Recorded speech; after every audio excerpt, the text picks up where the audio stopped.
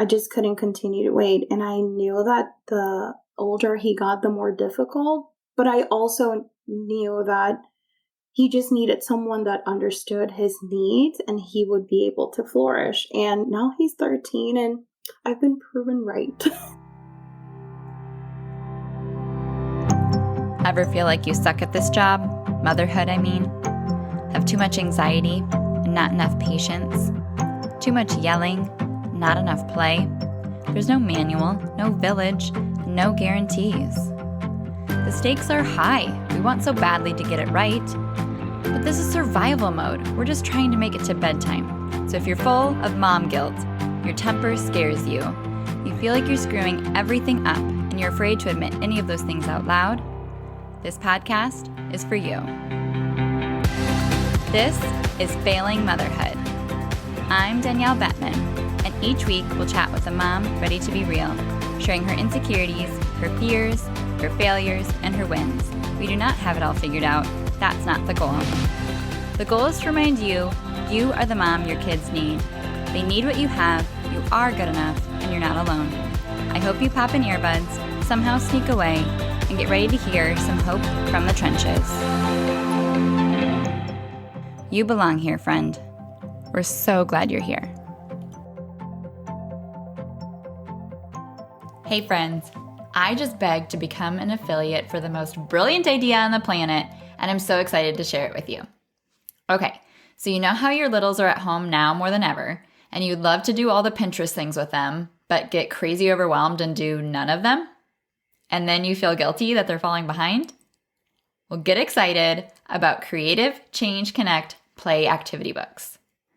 Courtney and Brittany created the 30 Days of Play activity books to help busy moms spend less time planning activities and more time actually playing and learning with their kids. Their activity books are designed for ages 2 to 6. A new digital activity book is released on the first of every month with a new fun theme. Most of their activities do not need to be printed and can just be referenced from your phone, tablet, or computer. What's included? So they're all around a theme. September's is back to school.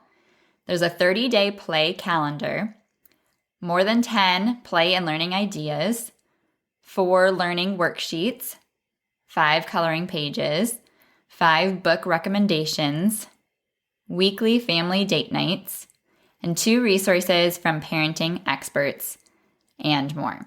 They've even estimated the activity times for you, simplified and modified to challenge each activity, given you a supply list for each activity, and given you additional activity ideas if you have a 1 to 2-year-old or older kids than 6. It is the best homeschool and at-home learning supplement. They do all the lesson planning, printable gathering, and modifying for you. The best part? It's only $9.99 a month. When you lock in that price, not only do you get a monthly 30-day plan, the reading list, the coloring pages, the weekly family date nights, a library of parenting resources saved in the membership vault for you to reference, shop discounts. They offer a monthly deal on a toy that would make your money right back. For example, this month it's $15 off a flexible road track for cars. Play and learning by age guides, a bonus activity plan, song and nursery rhyme library, and more. I am one of the parenting experts included with this month's plan, and my talk is on rewriting your parenting mindset to have more compassion and grace for yourself and your kids in this pandemic. The other expert is talking about how to help your kids become adventurous eaters. So I've saved my affiliate link in the show notes and will have a blog post on my website as well. Go learn more and sign up for your activity plan today and feel like you're the best mom in the world. I so wish this was around when my girls were little, so I could just pull it up and have an activity ready to go with them when I had a minute. Click the link in the show notes and sign up today. Happy playing!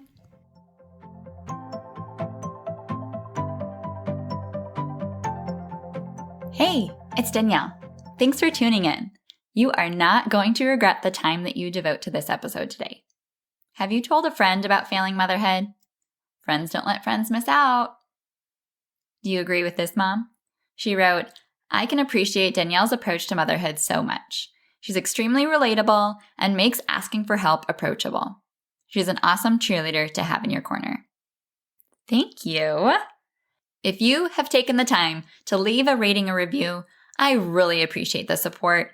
I've seen so many posts in moms groups on social media lately where moms are just falling apart. We're overwhelmed, exhausted, wishing they could give up and know that they don't have that choice. I wanted this podcast on the airwaves to meet each mom where they're at, and while it doesn't alleviate or pain or solve all their problems, at least it can help them feel less alone. How's your sanity, friend? Do you fully realize how powerful your thoughts are? The things we think about ourselves and our parenting become self-fulfilling prophecies. If we can only control ourselves, let's focus up. I wrote a quick affirmation to post on your mirror to help you get centered each day as you go out into the trenches of diapers, goldfish, and schooling from home. If you haven't yet, download yours at parentingwholeheartedly.com/affirmation. I can't wait for you to hear Paulette's story. We know in our fierce mama bear hearts that we'll do anything for our kids, but Paulette really does put it all on the line. Nothing prepares you for parenting, but even more so, nothing prepares you for raising a child with special needs. Her tenacity is inspiring. Here's our conversation.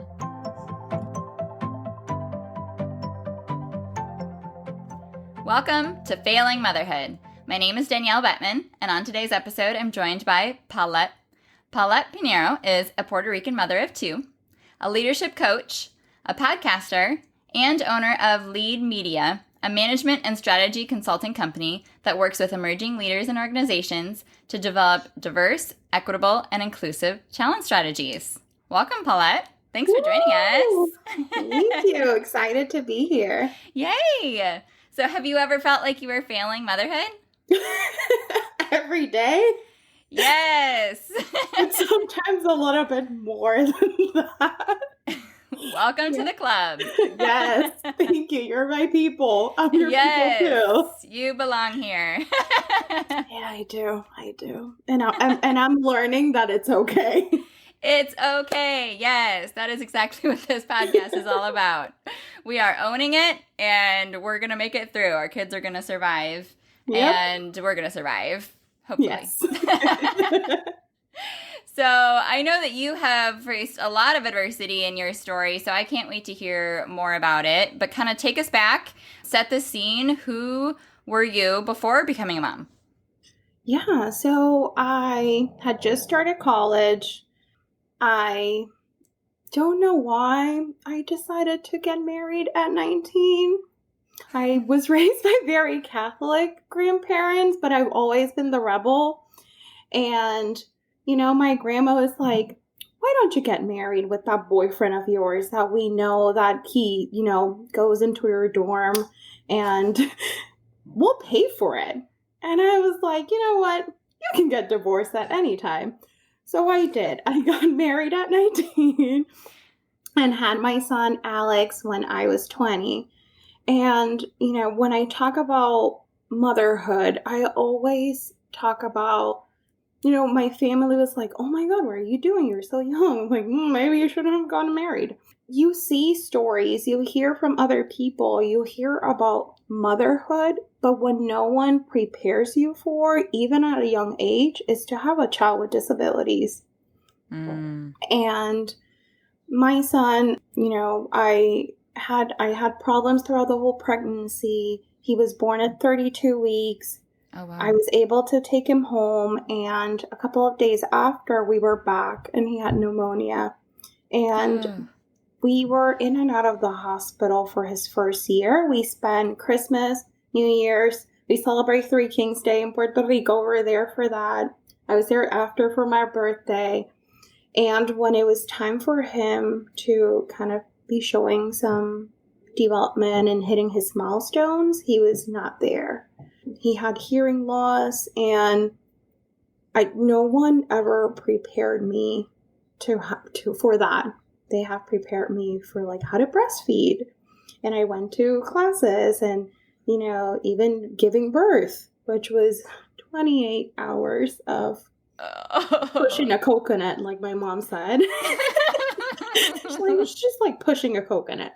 But no Yeah, one, like you do. like you do all the time.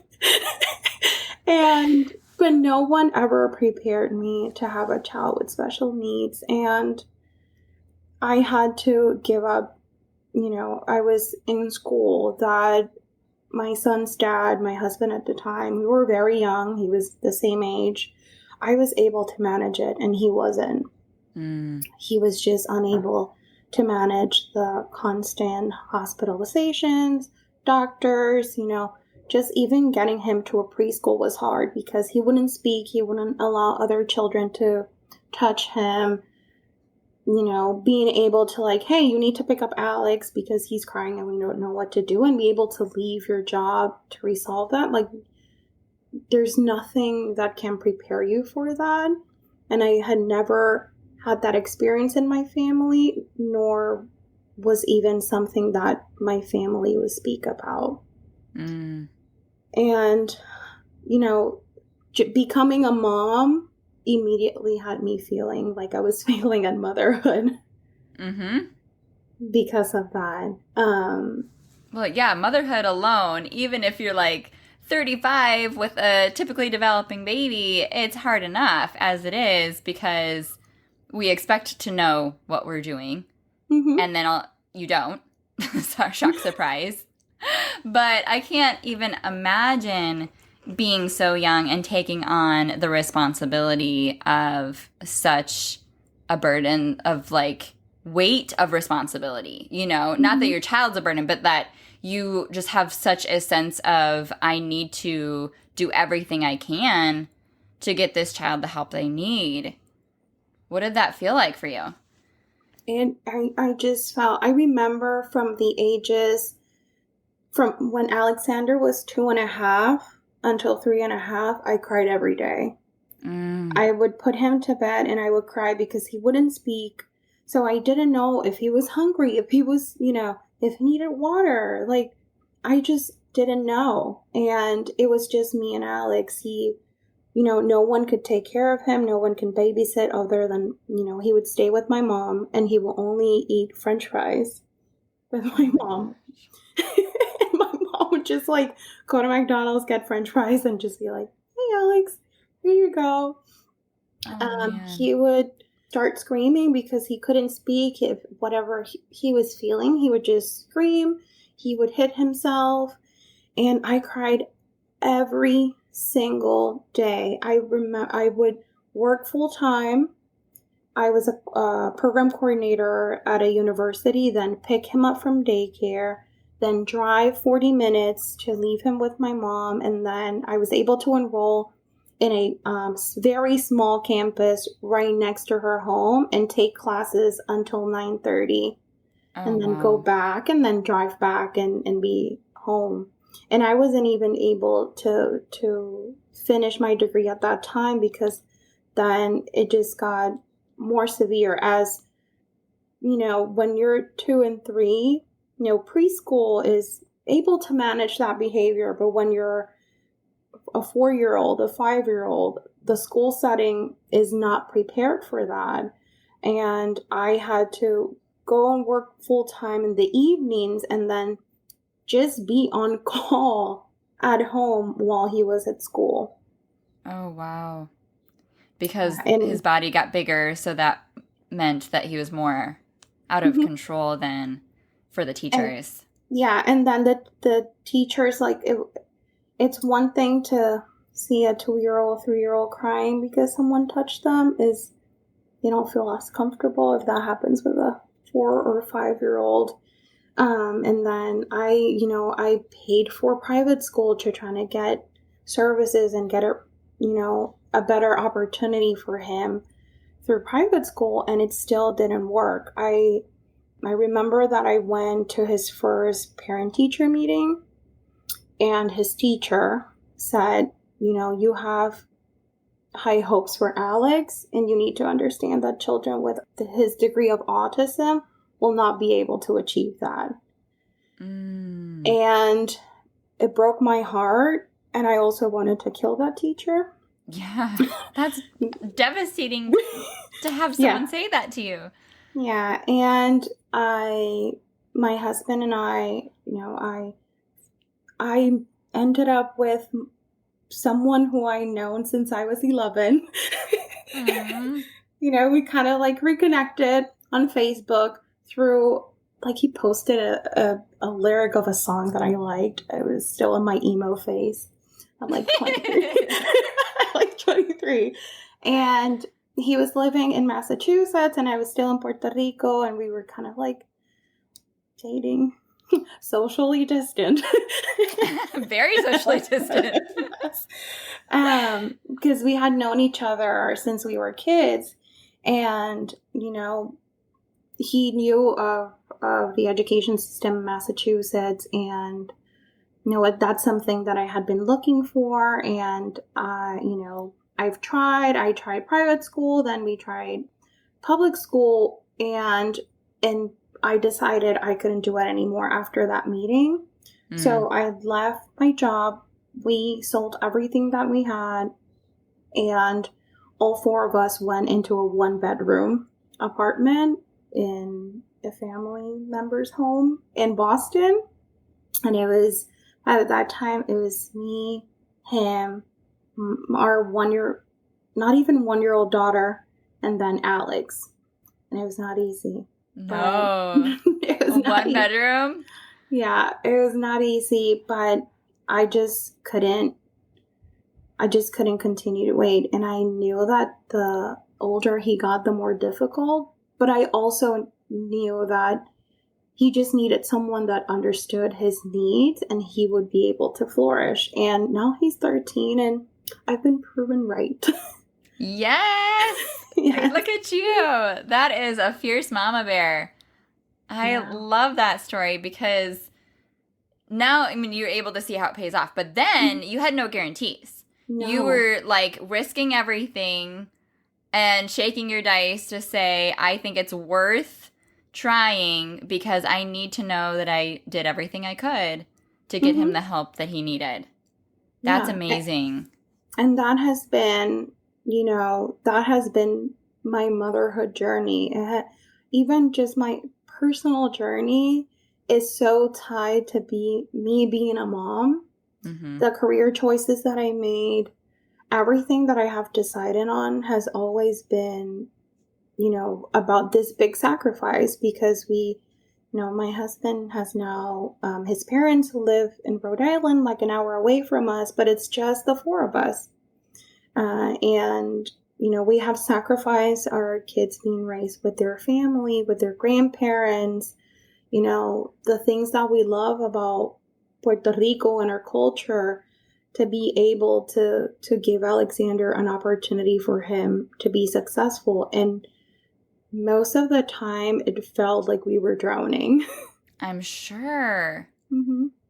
But every time he hit a milestone, we moved here in April 2013, and Mother's Day 2014, he sat me down, he had started talking, and he read a whole book, and he was like, this is my Mother's Day gift. What?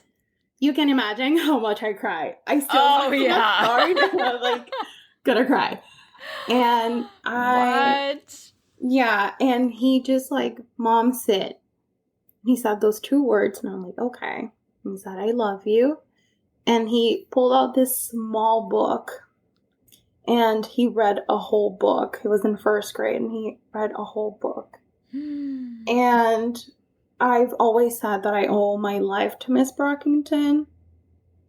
Miss Brockington is part of our family. She lives like 10 minutes from us. Alexander just finished 7th grade, and she knows of Alex. She has gone to swim meet. She has gone to concerts and she was only his 1st grade teacher. Oh, that's the sweetest. But she would stay after school as he waited for the school bus. She would stay with him to practice reading, to practice speaking. And we saw that all the sacrifice was worth it, and we know all the sacrifice was worth it. But as we were going through it, it just felt bad, and it felt like we're not doing enough, and I felt like it was, it was all my fault. Mm-hmm. Or, why did I have a child so young? Or like, why didn't I do this? Why, like all the time. But it's so exciting to see him. He's in the honor roll right now at school. Wow. He gets in the honor roll, and he's been in plays, and so much progress because of that sacrifice. But it just takes time. Yeah. Wow. That's so powerful. I'm thrilled to hear that he's doing so well. I'm sure that was thrown a wrench in your plans with everything being shut down this spring. Yeah, not only that, I was hospitalized with COVID. Oh, you were? Yeah, I was in ICU for a week and a half. Oh. Yeah. I'm so glad you're okay. I know, me too. Thank you. Wow, Yeah. how stressful. It was. It still is. Yeah, that's traumatic. Yeah, it is. And I have learned that in motherhood, like there's always something that's going to happen, and that you can prepare for things, but I have just learned to kind of like embrace it and know that I have the kind of like the tools to be able. I was like, if I was able to like do this with Alex, and I was able to do A, B, and C, like I'm going to make it. Yeah. I'm going to make it. I don't know how. Yeah. Like you can look at your life experience and your track record, and it proves to you you've done it before, you can do it again. Yeah. And we need those experiences in our life, just like our kids need those experiences to boost their actual self-confidence. Like we can't just like tell them, no, you're going to be great, you're amazing, good job, good job. They have to actually know in themselves, like I've done something I'm proud of. That makes me think that the next task I'll be able to do, Exactly. And like as moms, we need that too, which only comes through the hard things. Yeah. And I put so much love and care and time into Alex and Sophia that it's like, Paula, I need some love too. Oh, yeah. Come on. You're great too, Paula. You can do Yes. Yeah. No, there's no room for self-care when you're drowning under that. I already know that you're striving to be an intentional parent by listening to this podcast. Is your home life not lining up with where you know it could be? Are you dreading family time? Are you sick of arguing with your spouse about discipline? I can help. Coaching allows us the opportunity to talk through everything, problem-solve solutions, and provide the support and accountability for you to make the changes and see the changes. Go to parentingwholeheartedly.com/coaching to learn more and schedule a free call today.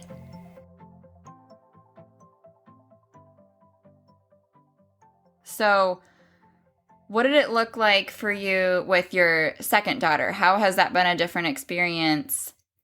Parenting her, I'm assuming is she typically developing? Yeah, and oh my God, Sophia is just Alexander's complete opposite, but they complement each other so well. Alexander will never want to admit that. Now he's 13, he's cool, he's getting a little mustache. Yeah, can't tarnish that reputation. No. So but they've always needed each other. Sophia started speaking before she was 9 months. She was saying some words, and then when she was 1, she was like, blah, blah, blah, blah, blah. Wow. And Sophia learned what Alexander needed. So Alexander would start a conversation and he stutters. So Sophia would finish it for him, and he would look at her like, yeah, what she's saying. So Sophia, like she had his back. Yeah. She is Alexander's attorney. There's nothing that Alexander can do wrong in her eyes. Even if he gets in trouble for like no, Sophia, you're not playing, or like, don't do this, or they bicker all day. I'm like, Alexander, what happened? She's like, nothing. My brother, like, he didn't do anything. Did you do something? No, not me either. Like, I didn't do anything either. But she will defend it, and then she'll turn around and be like, Alexander, that was mean. You know I can tell mommy, right?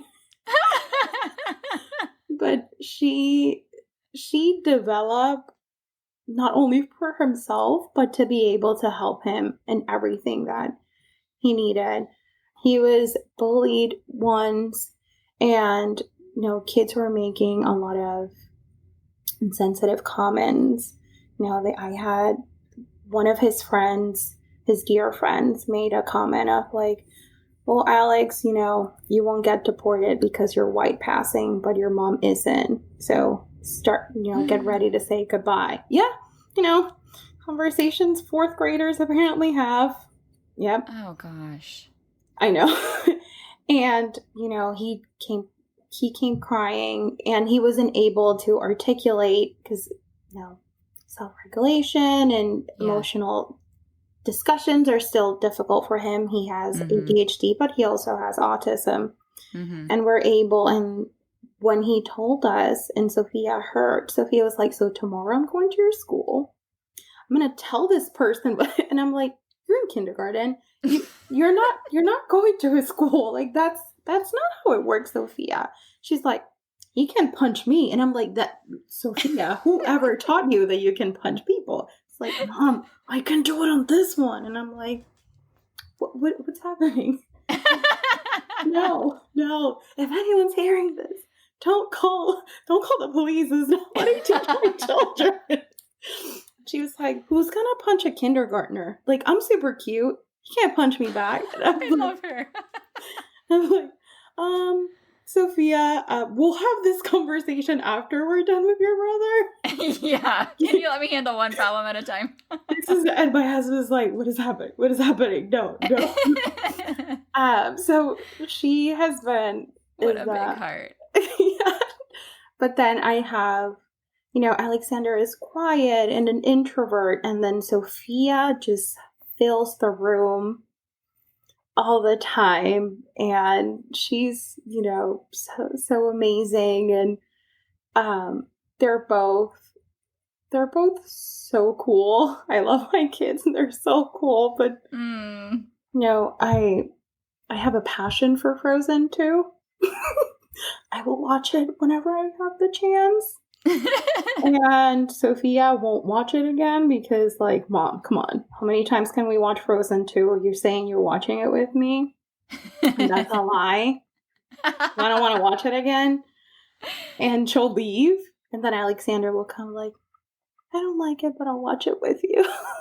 Aww. So they're complete opposites, but they complement each other well. Oh, your kids are the best. They're so cool. They're really cool. I have a lot of fun with them. Yeah. Did you ever feel like you were feeling like pulled? Because I know every parent feels like they want to be able to balance their attention between multiple kids, to make sure that they're all getting quality time. But if you have one child that has extra needs, then do you feel like you weren't able to give, Sophia as much attention at some points, or how did you try to balance that? Yeah, I think, it's very easy to me to tell my story as Alexander's mom because it's one that I'm proud of. But with Sophia, it's different. I remember that I got a call last year when she was in first grade, and almost at the end of first grade, and I got a call from her teacher saying, Sophia's not doing well in math. I think it's time for us to talk. And I was just like, what? No. And I went to that meeting with my husband, and I remember as she was talking about Sophia and how she was struggling, and I knew that she needed extra help with math with her homework, but I didn't know how much extra support the teacher was giving her in the classroom just for her to be able to do her homework at home. And that sometimes her teacher wasn't even sending her math homework, so she didn't struggle outside of the classroom. And as we were talking, I just started crying, and I felt like that is one of those big moments where I was like, what have I done? I've paid so much attention, and I have given my life for Alex and all these sacrifices, and I am failing Sophia, and I just could not stop. I felt like I was failing. I was like, this is it. Like, it doesn't matter everything that you have done. You have officially failed your daughter. What type of person are you? And and I went back and talked to her, and she was having a really hard time because my mom and my stepdad had divorced. And, now she was having trouble at math, and it was clear, like, she knew that she was having trouble at math, and that now there's another teacher that's going to help me. And we went to the movies, and she had a full-blown panic attack at the movie theater. Oh, no. And I was able to, I had to take her to the car, and it was so bad, and I just tried to hold my tears as I'm helping her, and I was like, you failed her. She's not doing well in school. She's not doing well emotionally. You're not a good mom. You don't know how to raise daughters. You don't know how to raise Sophia. And I was able to, get her to see a therapist, and there has been a big change. And, we tutor her in math. They did evaluations, and she didn't get, services through the school.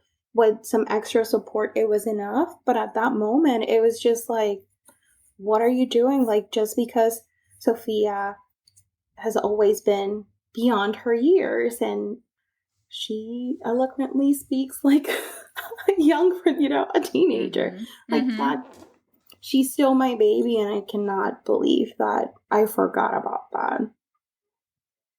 So it's... But can you give yourself grace now, looking back? Oh, and yeah. saying, Now I can't. And also, like, I started seeing a therapist because of it, because the shame and the pain was so bad that I was like, I cannot get her help without helping myself, because I'm not going to be there for Sophia if every time something happens, I'm just going to start crying. So I started seeing a therapist too. And it really brought us stronger, because it wasn't just her managing her emotions as a child. It was like, oh, adults go through this too. Yeah. And way to live that out by example. And she would go and she would talk to me. I would go with her on her therapy sessions, and I would be there with her and kind of like help her navigate. And I would tell her about mine after I was done. And then I spoke with my therapist, and I said, I would like to bring Sophia to one of my sessions. And I was able to bring her with me and kind of talk through it together about what had happened and how I was feeling. I told her, I feel like a bad mom, and I'm sorry. And she was like, no, mommy, don't worry. You did what you needed to do. And it really brought us closer. But wow, I had been so focused on it. It was just a lot. I felt a lot of shame. Like, that's a reality. I'm going to be very honest. I just felt so much shame because, like I said, Alexander's story, it's easy to tell because I was able to control it. But that story with Sophia, it just felt like it was out of control all the time. Yeah. So that helplessness took over of, like, you couldn't prevent it. You couldn't do anything about it. You felt like it was your fault. All of that piled on. Where what work did you do through therapy that really kind of brought light to either where that was coming from or like what you could do differently to, help give yourself more grace and see that you're doing the best you can? One of the things that I learned through therapy, my husband will say when he told me this before, is that Alexander had hit, Alexander was doing so much better, but I was I was a helicopter mom. If I could go into the classroom with him, I would have. Mm-hmm. Understandably. Yeah. If he needed anything, I was like, I'll do it. And no, he was 10. He was 11. He was in Scouts. And I will go to the Scout meeting and sit where the kids sat. And he was like, Mommy, you can go with the parents go. Or like, pick me up at 8. Mm-hmm. And my husband's like, you need to give him space. Like we've put all the sacrifice. You have sacrificed your life and your career and all these things for Alex to be able to do these things independently. You need to step back. That was very hard. And that was something that I worked through the therapist, because I was so scared. I was like, but if I'm not there, then they'll go back or things won't work out, or like, how am I going to fight for services? Like it had always felt like it was a constant struggle and fight that I didn't know how to enjoy it. I didn't know how to be excited about his progress because it was always scary. Yeah. Like, he had ear surgery. He had like all these things, trying out medication. Like it was always so scary. And working with the therapist, I was able to kind of like uncover why and like go back into my childhood, but also a lot of guilt of me, marrying very young and being in a wrong relationship with his father. He hasn't had contact with his biological father in a long time. So I felt, even though my husband is his stepdad, he's in the process of adopting Alex, which Alex is super excited. Yeah. But I always felt like I need to be two people. And I was able to also like work on myself, and that helped me be a better mom. It helped me be a better mom for Alex. It helped me get rid of a lot of that guilt for Sophia, because being honest with myself, like, you're not three people. You're not three Paulettes. You're not three moms. You're not a mom and a dad for Alex and a mom for Sophia.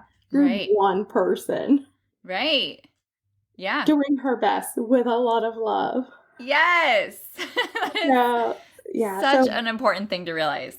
Yeah. So being able to talk through that and then have that experience with Sophia, seeing a therapist for a couple of months, like it just changed the way that I parent my kids, but also how I talk to myself.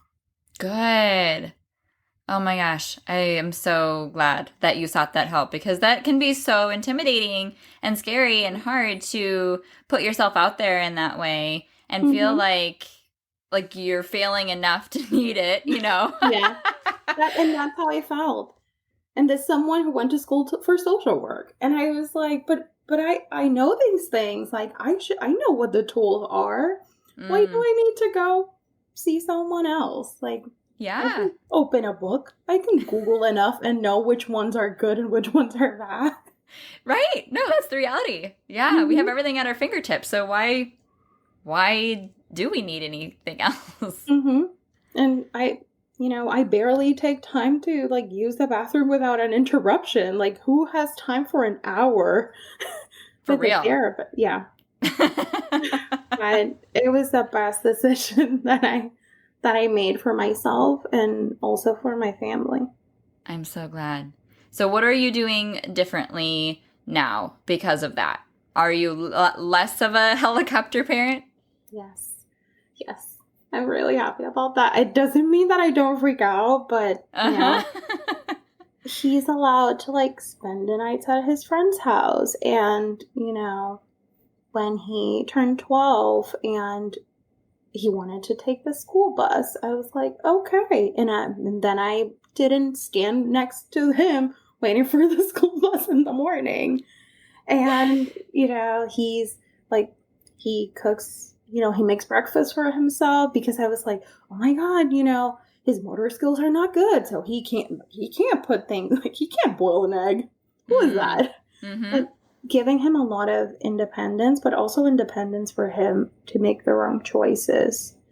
Oh, that's huge. Yeah. Talking, and now I know that we continue to work on him having initiative. It was because I was doing everything for him. And I've had that conversation with him a couple of times of like,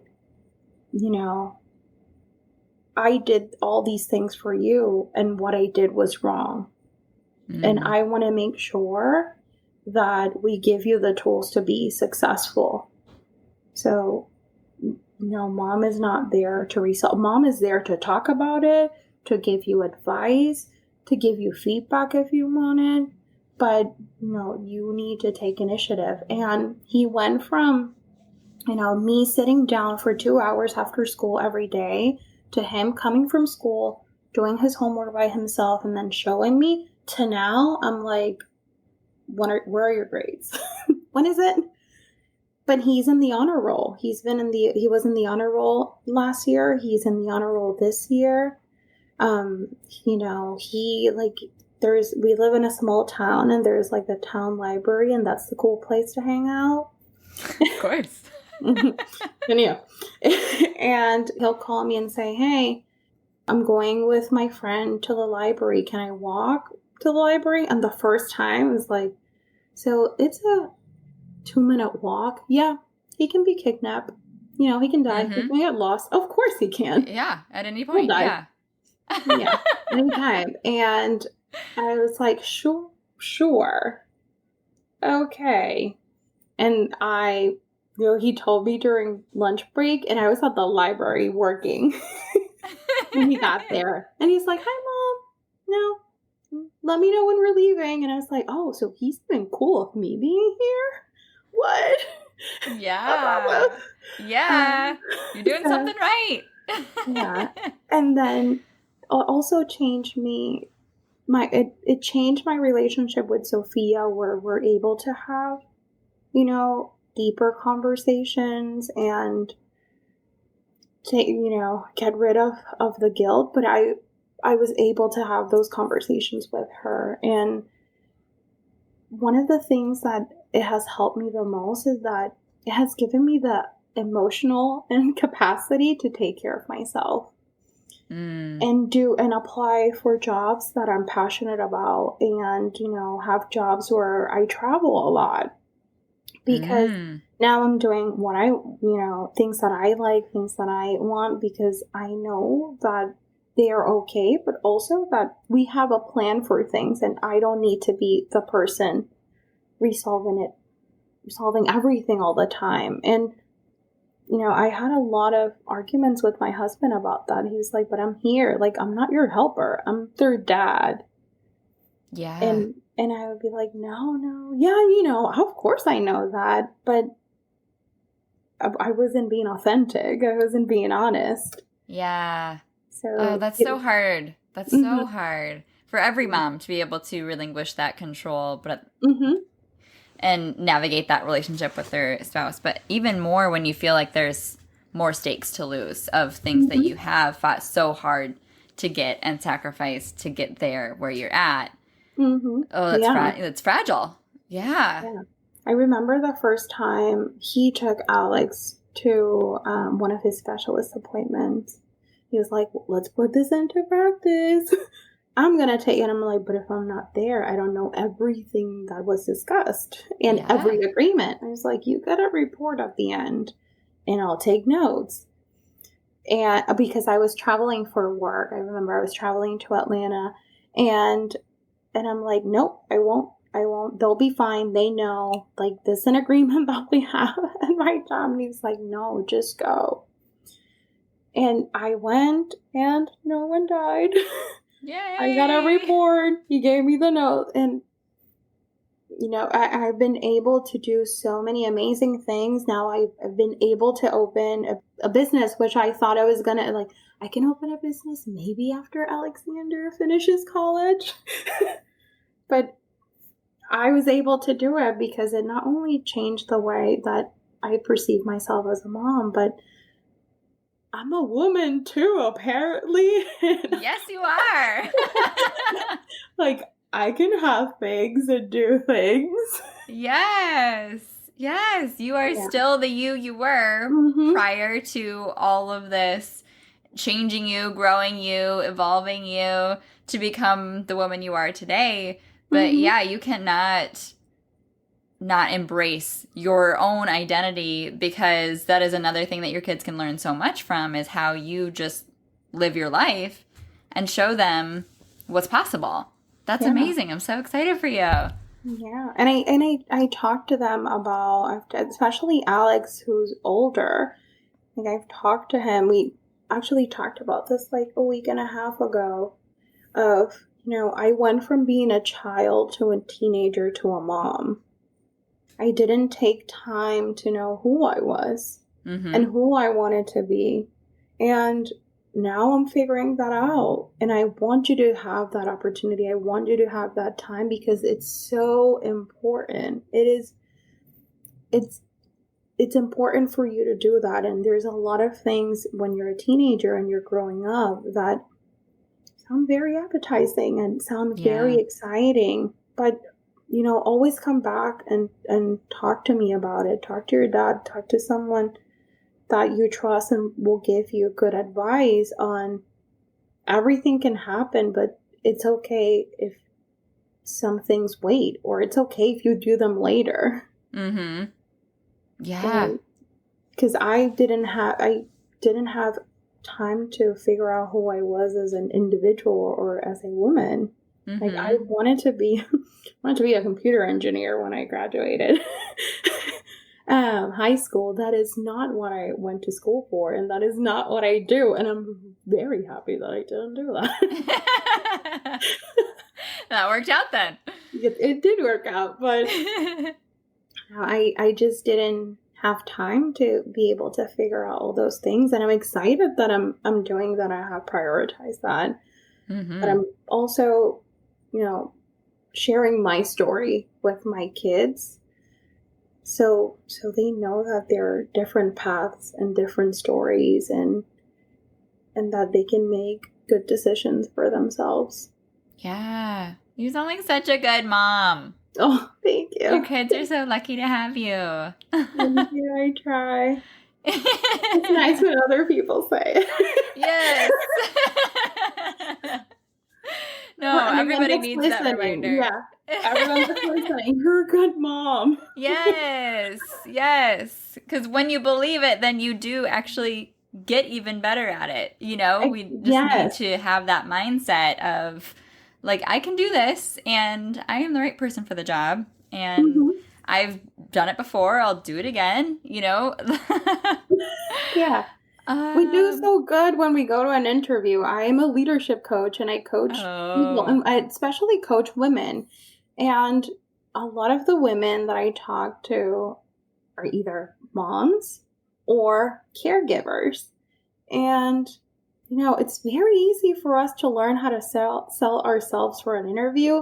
Like, we'll go back and, in this previous job, I have this experience. These are my skill sets. And we connected to the job description so well.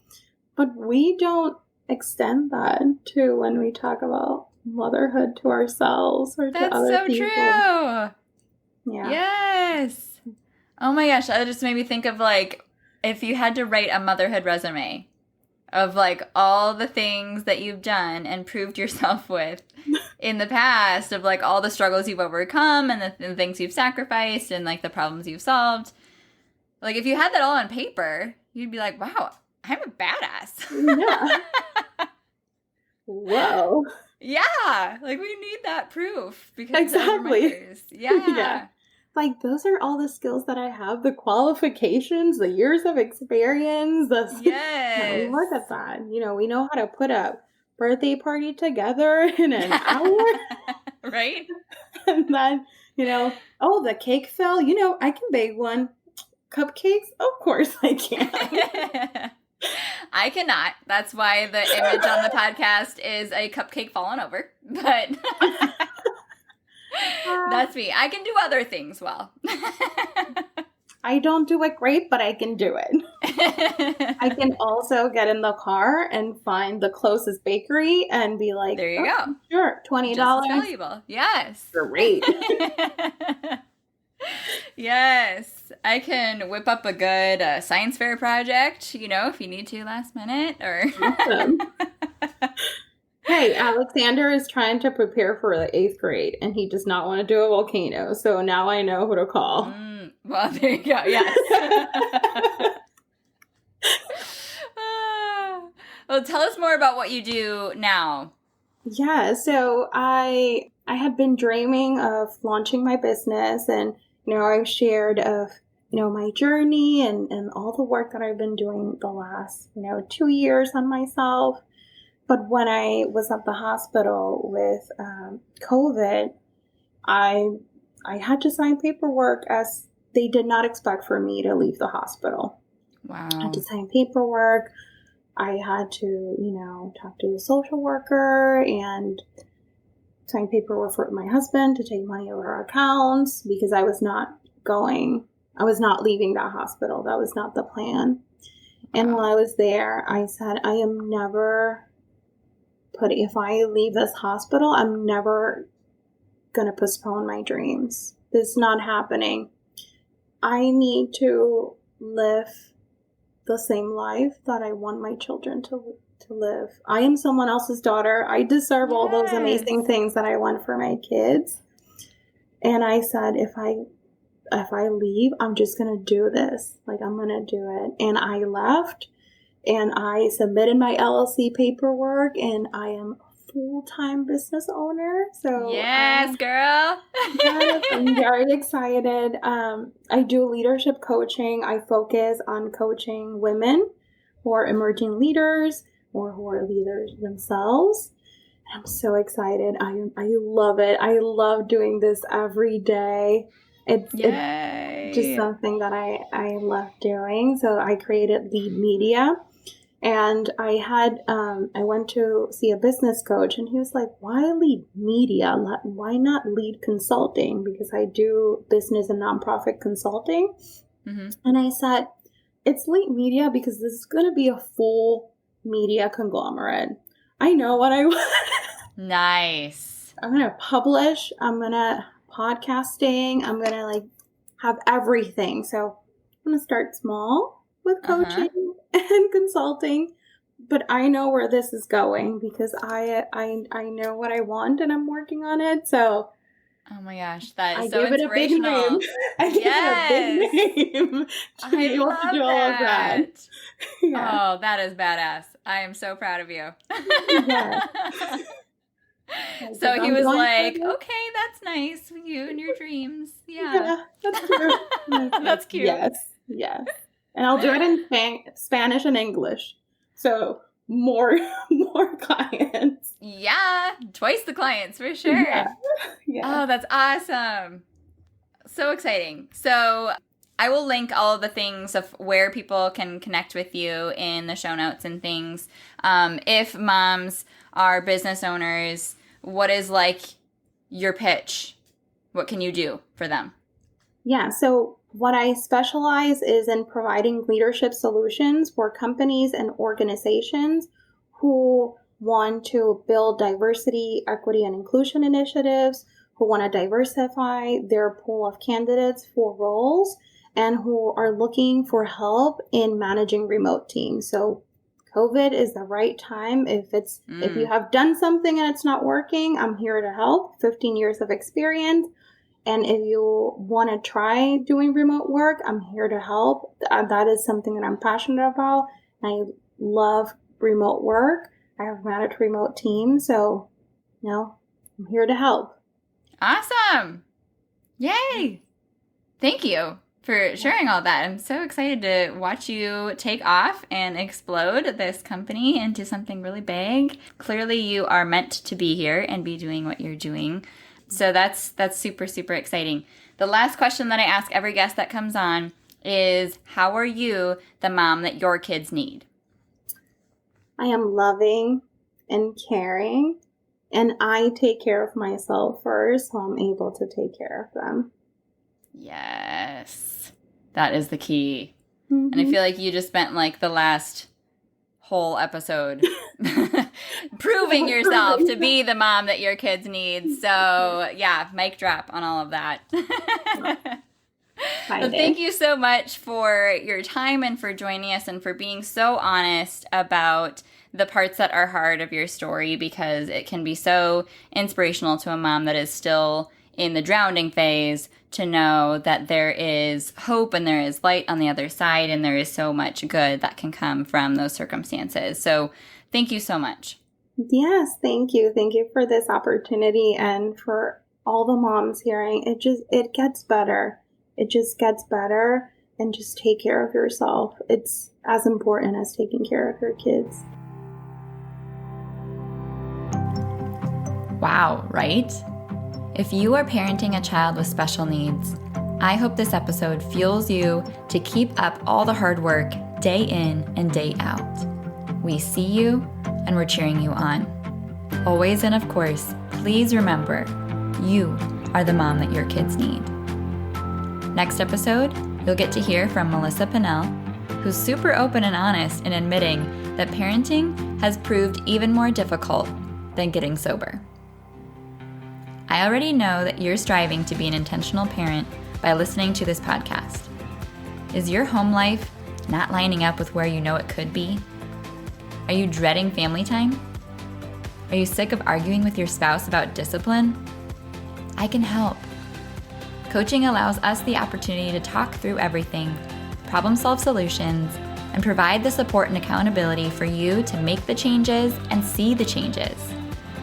Go to parentingwholeheartedly.com/coaching to learn more and schedule a free call today. Thanks for coming on this journey with me. I believe in you, and I'm cheering you on.